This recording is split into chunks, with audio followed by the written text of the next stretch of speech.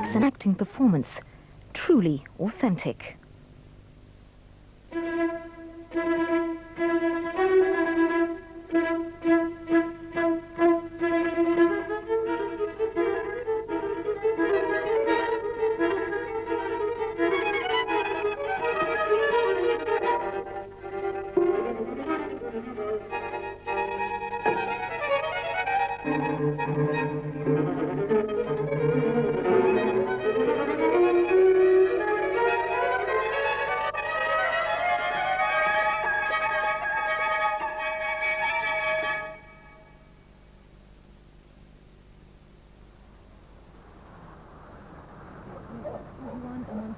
They're being affected by the burst water main in Tottenham Railway System.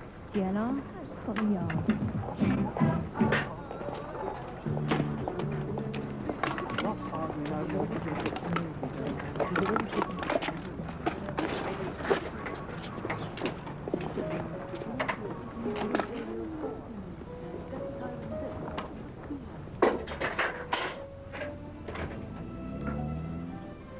I'm just on my way to rehearsals.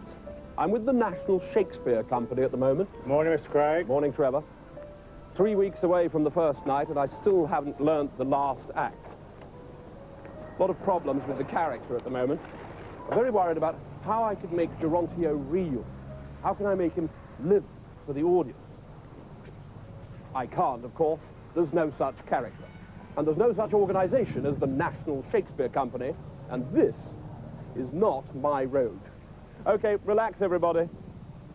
And when you think about it, the idea of me not knowing the last act 3 weeks before previews stretches credibility somewhat. In fact, none of what you just saw was real. And yet, you believed it. Why? How was it done? Preparation, hard graft, and more hard graft. You believed it because all of us here who worked on the sequence desperately wanted you to believe it. We spent 3.5 absurdly frantic weeks researching, arguing, and generally tearing our hair out, so that by the time we came to shoot it, Nick's walk was as real to us as it was to you. So, the secret of acting in all its forms, televisual, theatrical, topical, historical, televisual, Sunday afternoon serial historical, the secret of acting is authenticity. And that's what we're going to be looking at in this program.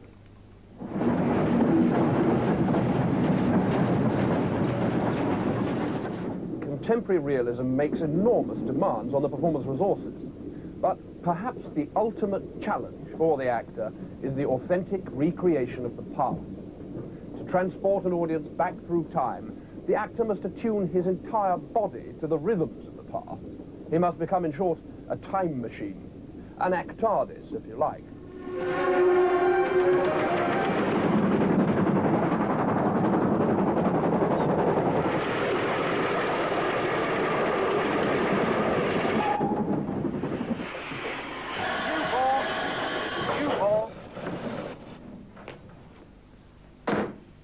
This platform at Bewdley in Worcestershire is where some of the most startlingly authentic period performances begin and end. Come here any day of the week, and you'll see actors getting on and off trains with uncanny historical accuracy.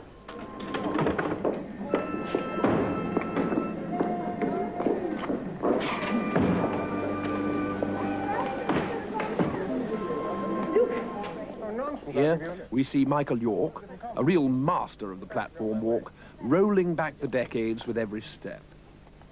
And if you're alone on the platform, you must make maximum use of the space. Now that we've effectively carried the audience back through the mists of time, we've used a red train, let's have a look in a little more detail at some of the specific historical situations that the actor will have to bring to life in performance. Perhaps the most challenging halcyon milieu of all for the actor is Oxford and Cambridge in the Golden Age. Oxbridge acting requires a vast range of physical skills on both land and water. First and foremost amongst these is, of course, quad walking. Oxford, the home of lost causes and impossible ideals. We need to feel the yielding ancient grass beneath the performer's feet.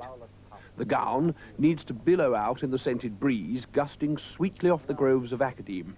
To me, this place is still full of an inexpressible charm. Remember, it's essential to show the human side of Oxbridge life. The audience don't want dusty libraries and examination rooms. They want burgeoning friendships. They want wistfulness. They want Harris Tweed. They want a sense of time suspended and great vats of honey still for tea. High-quality punting skills, too, are essential.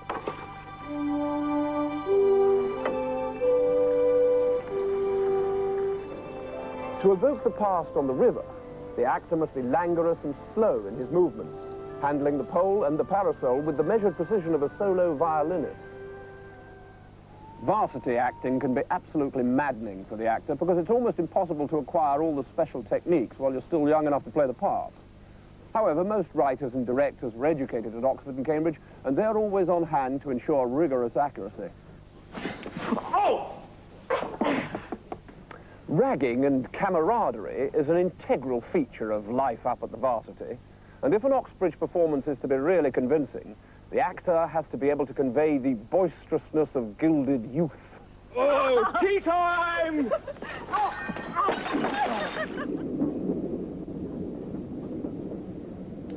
As an actor, of course, one abhors the class system.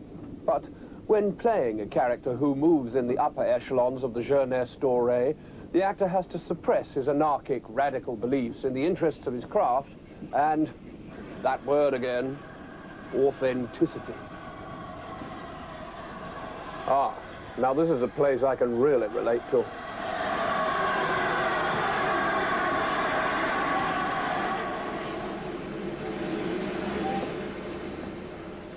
The authentic recreation of the historic North is a challenge every actor relishes.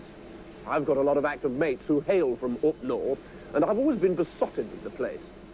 There's something about the crisp northern air that makes you want to call a spade the moment you step off the chuff-chuff.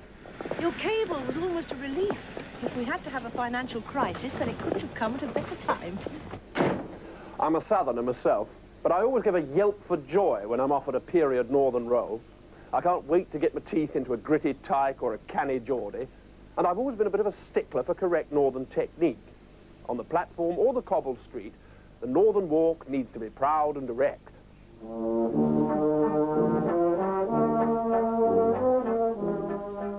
It requires intense concentration because northern life in the last century was so terrifically full of communal activity. In the north, folk were brave and proud. Reach Channock, as they say. And despite the appalling poverty and squalor of their circumstances, they were often every bit as attractive as characters who lived in London. Master don't want a festering puss squirt in his dishes. May I trouble you for a little more beef? There's no more I can do to stop you. They were above all practical people with a no-nonsense approach to life and an absolute passion for waistcoats. 3 days extra pay for every man. Hey, those rascals know what they're about, don't they? Well, the shareholders, what about the shareholders? What about them? Is there an article of clothing more redolent of the north than took waistcoat? It can be thrust out to indicate prosperity, or used in conjunction with the watch to show impatience or disapproval, or simply as somewhere to rest your horny hand. It's funny.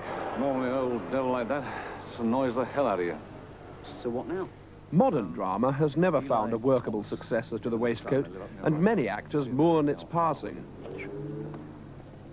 In fact, for any period performance, the waistcoat is perhaps the most expressive garment in the entire wardrobe. You're ready now, are you? You seem to think I'm going to hang around every evening for hours on end, smiling at their stupid wives while you sit there drinking.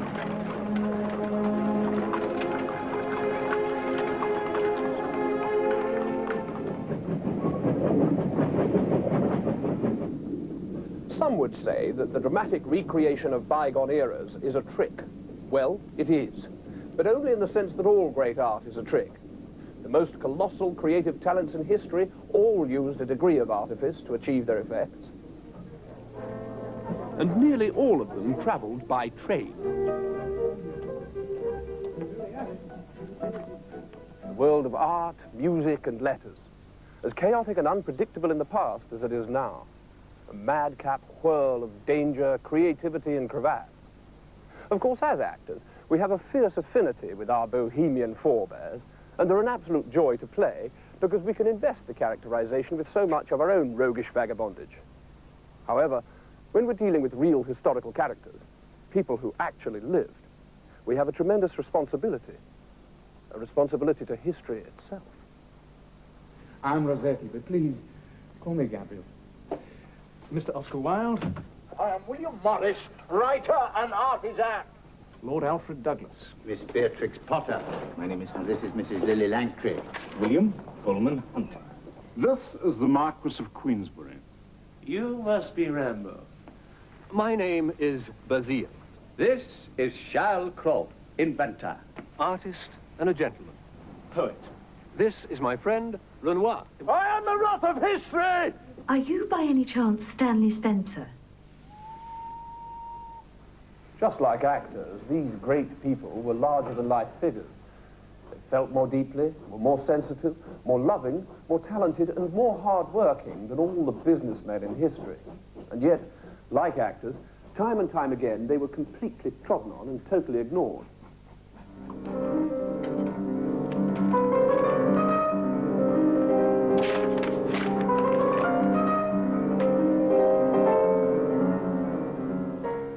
The 19th century was extremely hard for the citizens of Bohemia, and many cracked under the strain.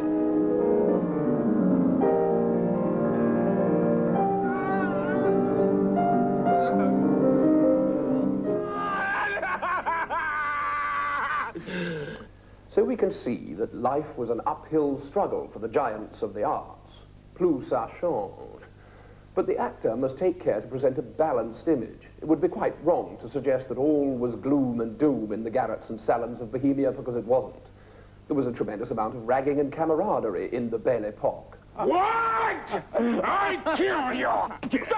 Don't hit me! Don't! I never fight! I never let the fuck at you! He's a writer! An hour of glorious life is worth an age without a name. Might well be the motto of Bohemia. Many a great artist died before his time. This was not only a tragic loss to art, but it effectively rules out the possibility of a second series.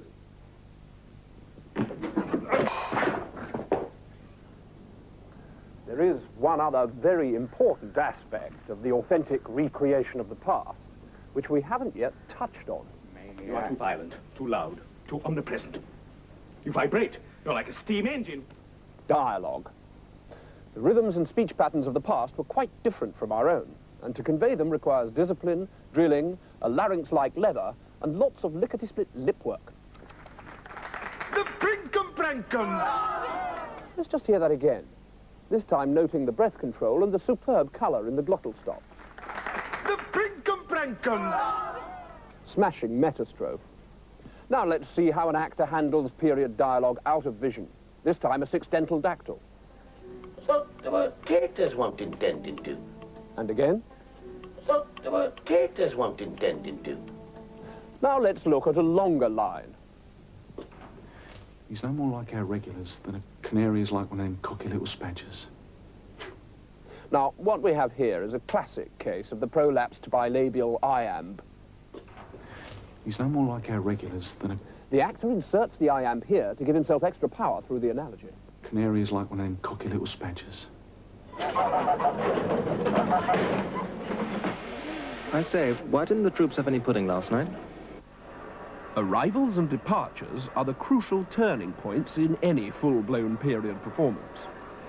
A character's destiny can be decided by a casual remark at the footplate or ticket barrier.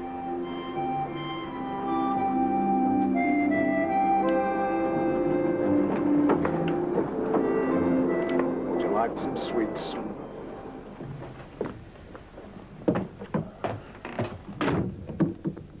What a marvellous job that chap has. Every day he has a ringside view of a different actor going through an emotional sea change. And he gets paid. Lucky bloke. I'm never happier than when I'm evoking yesteryear. In fact, if I couldn't spend at least 6 weeks a year in a moustache and frock coat, I think they'd have to come and take me away. But let's end our voyage in the Act TARDIS where we began. In the present. Now that we've examined the historical rebirthing of the actor more closely, Let's take another look at the baby that was so lovingly born to us all here in this room. Our opening sequence. Traditional waistcoat work in a contemporary setting. 3 weeks away from the first night, and I still haven't learned... Here we find state-of-the-art camaraderie combined with a carousal straight out of the Belle Epoque. A lot of problems with the character. I'm very worried about how I can make Geroncio real. How can I make him live for the audience? They're more like one of our regulars, and the canary's like one of them cocky little spadges. The fundamental essence of authenticity, and indeed of existence itself, is hard graft, correct use of costume, and 100% dedication to total realism. Okay. Relax, everybody. Thank you. Well done.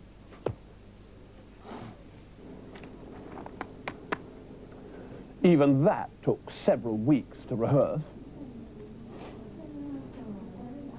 And so did that. And that one was an absolute nightmare.